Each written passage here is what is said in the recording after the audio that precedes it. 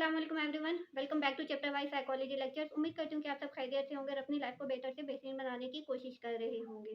तो आज चूंकि अब सीएसएस के एग्जाम स्टार्ट होने वाले हैं, तो मैंने सोचा आज के लेक्चर में आप लोगों को बताया जाए कि कोई भी क्वेश्चन जब आता है, कोई भी एग्जामिनर आपसे सवाल पूछता है, तो आपने उस क्वेश्चन को कैसे टैकल करना है। फॉर एग्जाम्पल, एग्जामिनर ने आपसे पूछा है सीलियस जनरल अडाप्टेशन सिंड्रोम के बारे में लिखें, जिसको गैस मॉडल भी कहा जाता है। तो अब आपने ये देखना है कि आपसे एग्जामिनर ने उस इस मॉडल पे एक ही 20 मार्क्स का क्वेश्चन पूछा है, या फिर ये आपसे 10 मार्क्स का क्वेश्चन एक पूछा है और 10 मार्क्स का इसका पार्ट बी है। ठीक है, तो हमेशा क्वेश्चन के अकॉर्डिंग आपने आंसर करना है। अगर तो आपसे 20 मार्क्स का उसने सिर्फ गैस मॉडल के बारे में पूछा है, तो आपने इसको फुल डिटेल में अटेम्प्ट करना है। ठीक है, तो अब जब भी आप कोई भी क्वेश्चन अटेम्प्ट करने लगते हैं, तो उसके 3 इंपॉर्टेंट पार्ट्स होते हैं। ठीक है, फर्स्ट पे इंट्रोडक्शन है, सेकंड पे बॉडी पैराग्राफ है और थर्ड पे कंक्लूजन है। अगर आप इंट्रोडक्शन नहीं लिखते, डायरेक्ट बॉडी पैराग्राफ से लिखोगे, मार्क्स कट जाएंगे। बॉडी पैराग्राफ लिखते हुए अगर आपसे उसने सिर्फ गैस मॉडल के बारे में पूछा है, तो आपने सिर्फ गैस मॉडल को ही एक्सप्लेन करना है। ठीक है, और थर्ड पे हमारे पास कंक्लूजन आता है। अगर कंक्लूजन लिखे बगैर क्वेश्चन छोड़ दोगे, तो एग्जामिनर समझेगा कि इस बच्चे के पास टाइम नहीं था, इस वजह से ये कंक्लूजन नहीं लिख सका और आपके मार्क्स कट जाएंगे। तो इसीलिए जब भी आपने पेपर अटेम्प्ट करना है, इंट्रोडक्शन, बॉडी पैराग्राफ और कंक्लूजन, इन तीनों पार्ट्स को लाजमी मद्देनजर रखना है। किसी एक पार्ट को भी स्किप करोगे तो आपके मार्क्स कट जाएंगे। पहले उसने गैस मॉडल के बारे में आपसे पूछा है, तो आपने स्टार्ट करना है इंट्रोडक्शन से। अब इंट्रोडक्शन में आपने फैक्ट्स एंड फिगर्स बिल्कुल भी नहीं लिखने, और ना ही आपने कोई एग्जाम्पल इंट्रोडक्शन में ऐड करनी है। ठीक है, तो फॉर एग्जाम्पल गैस मॉडल के बारे में अगर वो आपसे पूछता है, तो आपने क्या लिखना है, इंट्रोडक्शन की हेडिंग देनी है। इंट्रोडक्शन की हेडिंग में आपने स्टार्ट करना है कि जब हमारी लाइफ में कोई भी स्ट्रेस आता है, तो हमारी बॉडी में डिफरेंट फिजियोलॉजिकल चेंजेस आती हैं। तो गैस मॉडल जो है उन फिजियोलॉजिकल चेंजेस को डिफरेंट स्टेजेस में डिस्क्राइब करता है। ठीक है, फिर आपने शॉर्ट में लिखना है कि फर्स्ट फेज क्या होता है, अलार्म होता है। अलार्म कैसे आता है, जैसे ही कोई स्ट्रेसफुल सिचुएशन आती है, तो वो अलार्म स्टेज होती है। उसके बाद रेजिस्टेंस है, हमारी बॉडी जो स्ट्रेस है उसके अगेंस्ट हमें रेजिस्ट करती है, डिफेंड करती है, सेव करती है। अगर हम स्ट्रेस को कोप नहीं कर पाते, तो हम एग्जॉस्ट हो जाते हैं, जो कि थर्ड स्टेज ऑफ स्ट्रेस है। ठीक है, फिर आपने बताना है कि हमारी बॉडी को स्ट्रेस जो है वो फिजिकली और मेंटली दोनों तरीके से अफेक्ट करता है। ठीक है, तो इंट्रोडक्शन में आपने ये चीज़ें लिखनी है।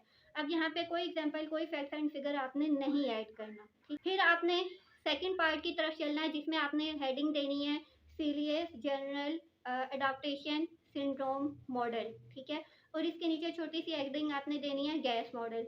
अब यहाँ से आपने स्टार्ट करना है कि सीलिए ने या जनरल अडॉप्टेशन सिंड्रोम मॉडल जो है वो दिया था हैंस सीलिए ने 1956 में। अब इसने जो स्ट्रेस से हम एक्सपोज करते हैं उसको इसने 3 डिफरेंट स्टेजेस में एक्सप्लेन किया है। फर्स्ट पे आप लिखोगे बुलेट पॉइंट में, अलार्म स्टेज होती है, सेकंड पे रेजिस्टेंस स्टेज होती है और थर्ड पे एग्जॉस्शन स्टेज या रिएक्शन होता है। ठीक है, उसके बाद फिर आपने फर्स्ट हेडिंग लिखनी है, जिसमें आपने लिखनी है कि फर्स्ट स्टेज जो है वो अलार्मिंग स्टेज होती है, या अलार्मिंग रिएक्शन होता है, या अलार्म रिएक्शन होता है। फिर आपने इस स्टेज को अच्छे तरीके से एक्सप्लेन करना है। एक्सप्लेन करने के बाद अलार्म स्टेज में जो जो फिजिकल सिम्टम्स अकर होते हैं, उसको आपने बुलेट पॉइंट्स में लिख लेना है। ठीक है, जो अलार्म स्टेज को आप डिस्क्राइब करोगे वो आपने पैराग्राफ में करना है। फिर जो फिजिकल सिम्टम्स अलार्म स्टेज में अकर होते हैं उसको आप बुलेट्स में लिख लो। ठीक है, जितना आसान करके एग्जामिनर के लिए लिखोगे ना, उतने ही आपको ज़्यादा मार्क्स मिलेंगे। उसके बाद सेकंड हेडिंग आपने देनी है रेजिस्टेंस स्टेज की। उसको अच्छे तरीके से पैराग्राफ की फॉर्म में एक्सप्लेन करना है। एक्सप्लेन करने के बाद जो फिजिकल सिम्टम्स हैं उसको आप अगेन बुलेट पॉइंट्स में लिख लो। ठीक है, थर्ड पे एग्जॉस्शन स्टेज आती है, उसको अगेन आपने पैराग्राफ की फॉर्म में एक्सप्लेन करना है।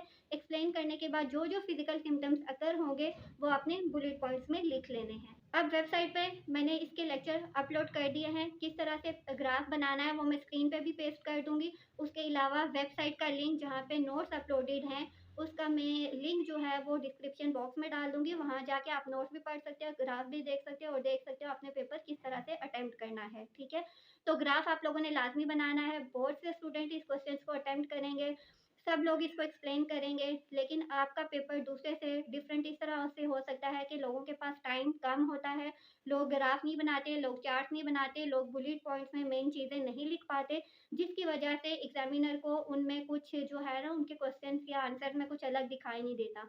तो जब आप चीज़ों को एक्सप्लेन करोगे, एक्सप्लेन करने के साथ ग्राफ बनाओगे, चार्ट्स बनाओगे, टेबल की फॉर्म में लिखोगे, तो एग्जामिनर के लिए चेक करने में अगेन आसानी होगी और उसको पता होगा कि इस बच्चे के पास ग्राफ का भी नॉलेज है, इसको पता है कि ग्राफ की मदद से किस तरह से क्वेश्चन को एक्सप्लेन किया जा सकता है, तो वो आपको अच्छे मार्क्स देगा। तो इस क्वेश्चन में आप लोगों ने ग्राफ जो है वो लाज़मी बनाना है, ठीक है? और उसके बाद लास्ट पार्ट हमारे पास आ जाएगा जिसमें हम कंक्लूजन की बात करेंगे। अगेन कंक्लूजन में आपने कोई एग्जांपल, कोई फैक्ट एंड फिगर्स नहीं लिखने।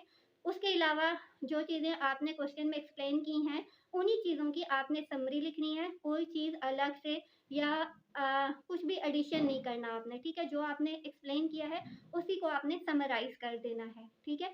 तो इस तरह से करके आपने कोई भी क्वेश्चन आता है, चाहे वो किसी भी पेपर में आए, तो आपने उसको इसी तरह 3 पार्ट्स में डिस्क्राइब करना है।